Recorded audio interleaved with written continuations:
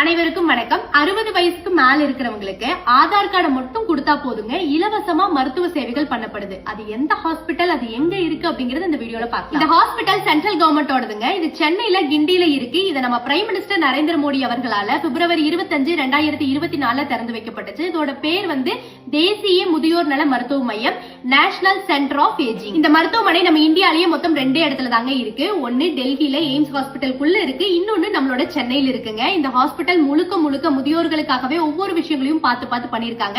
அதோட தரைப்பகுதியா இருந்தாலும் சரி, படுக்கை வசதியா இருந்தாலும் சரி, எப்பவுமே பெரியவங்க போய் அட்மிட் ஆனா 4 நாள்ங்கிறது இன்னொரு 4 நாள் எக்ஸ்டெண்ட் ஆகிறதுக்கான வாய்ப்புகள் அதிகமா இருக்கு. சோ அந்த மாதிரியான நேரங்கள்ல அவங்க மைண்ட கொஞ்சம் பீஸ்ஃபுல்லா வச்சுக்கணும் அப்படிங்கறதுக்காக உள்ள ஒரு library setup, chess board, carrom board, meditate பண்றதுக்கு ஒரு யோகா ஹால் அப்படின்னு எல்லாம் சொல்லி நிறைய வசதிகள் முழுக்க முதியோர்களுக்காகவே இந்த ஹாஸ்பிட்டலுக்குள்ள இருக்கு. அதுவும் இலவசமா இருக்குங்க.